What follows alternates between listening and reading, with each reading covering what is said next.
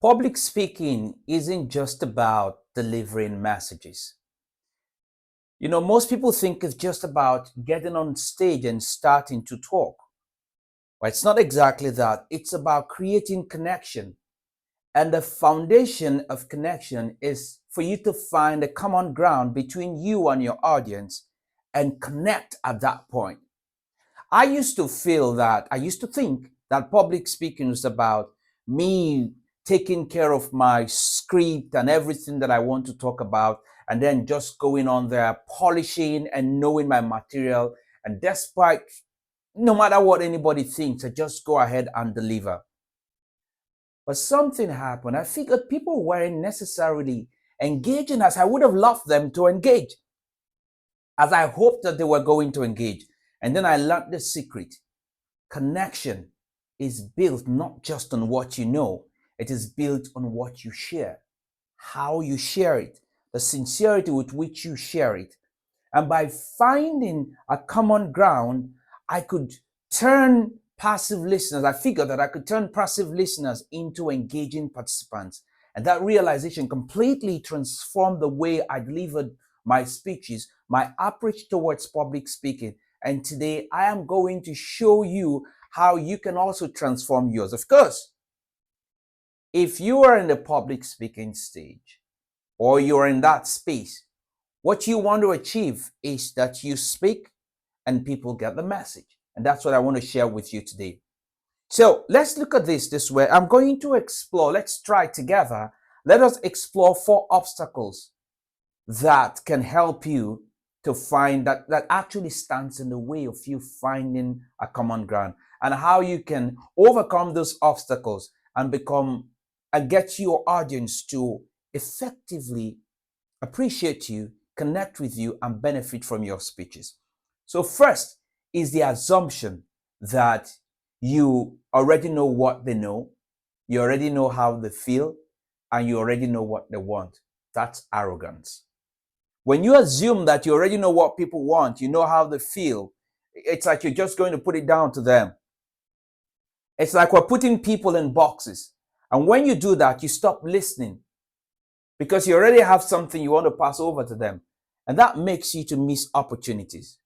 So it's a dangerous place to put yourself, where you you think that you understand what people want, the way they feel, and you just push something down to them. So what is the solution to this? Is that you start every interaction with the assumption that you are blank. You don't know what they want. You don't know how they feel. What really would get to them. And so you ask questions like you're completely ignorant, and you learn. So here's the exercise I have for you. Before your next presentation, if you have a presentation tomorrow, the day after, or you're going to get into any conversation, write down 3 assumptions that you might have about your audience, and then craft 3 questions to challenge those assumptions. So that way it kind of jigs you and breaks the ice of arrogance. That takes me to the second reason sometimes public speakers don't engage. You might find yourself in that space, and we're all learning. And like I said, I've used the word a number of times. That's arrogance. I don't know. I don't need to know what they know, feel, or want. I've got a message. I'll just drive the message through. Now, when you put yourself in that space, you also miss out. Why is that? Because arrogance creates distance. People don't like to connect with arrogant people. I'm sure you know that. I don't like to connect with arrogant people. So if people don't want to connect with you, if they feel that you're speaking at them instead of with them, they block you from connecting. You don't want that to happen. And so scrap the arrogance. So what do you need to do? I would recommend that you write a story about your personal failure.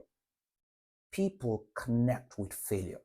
So write a story about your personal failure and how it shaped you, what you learned from that, and use the story in your next talk, in your next speech, in your next presentation to help people to connect with you.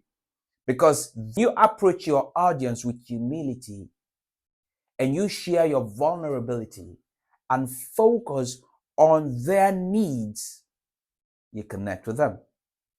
The third thing I want to share with you that might stand in your way and become an obstacle, stopping you from connecting with your audience, is being indifferent. When you say, you know what, I don't care to know, I don't care to know what they know, I don't care to know how they feel, I don't care to know what they want. Now, they will sense it. Indifference is a form of selfishness. And great communicators care deeply how their audiences think, how they feel, and what they want. So, if you want to thrive in this space of public speaking and communicating, even if it's within the business space, show genuine interest by asking thought-provoking questions. And when you ask the questions, shut up. That's what I'll do.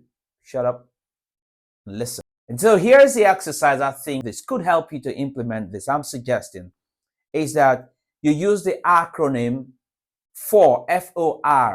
That is, when you meet people, try to find about their family, their occupation, their recreational needs. What do they do when they're not actively working? That's a way to connect with people. And when you ask a question about their family, don't be passive about it. Ask like you mean it and you want to hear about it. Well, without necessarily poking, right? Then, number 4 obstacle that could stand in the way is control.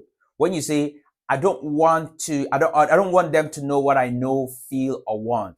You don't want to expose yourself. You block yourself.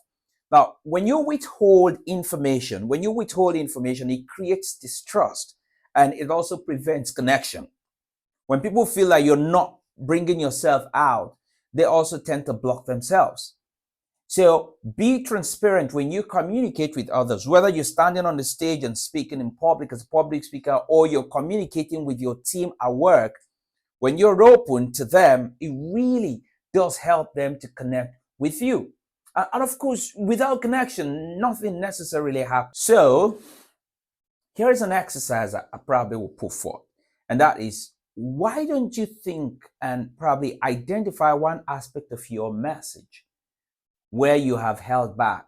Maybe you're talking to your team, you're talking to your coworkers, you're talking to your colleagues, your friends, and then try to reframe it to be open and be inclusive in your next presentation. Let's assume you're talking to people. So that way it helps you to connect with them. For a moment, just imagine that you're in front of an audience, knowing exactly how to connect with them, engaging with them, inspiring them, engaging with them, inspiring them. When you master the art of finding common ground to connect with people, even the toughest crowds, you'll be able to get through to them because you find a way to connect. And public speaking is an art. And when people say, "No, I don't need to learn public speaking," they're not telling themselves the truth.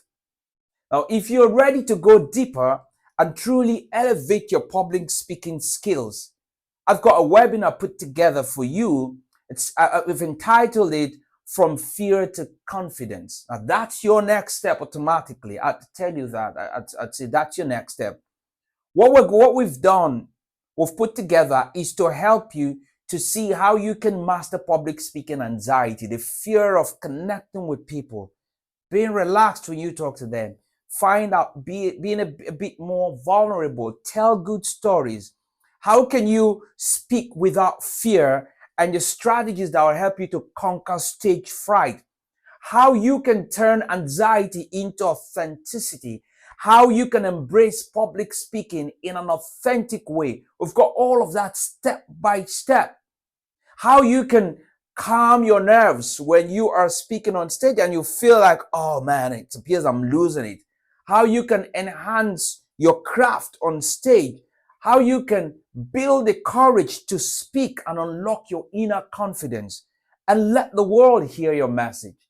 We've put all of that into blocks that you can take home and start applying immediately. I have a common saying I tell people every time, that you cannot learn how to speak in public by just watching YouTube videos or by reading books.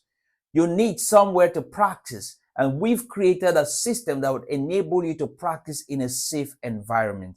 And it's packed with actionable exercises, relatable stories, and practical tips that will help to transform the way that you speak.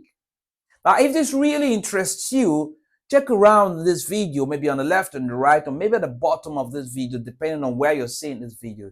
You would find a link that will take you, give you access to this webinar. It's absolutely free. How you can learn these skills and start applying them to become more influential in your space and get to reach more people, connect with more people.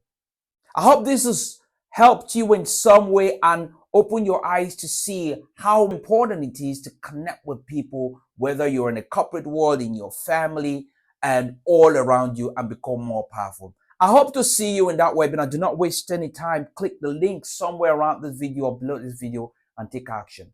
Until I come your way again, my name is Stallone-Obaraemi Samuel.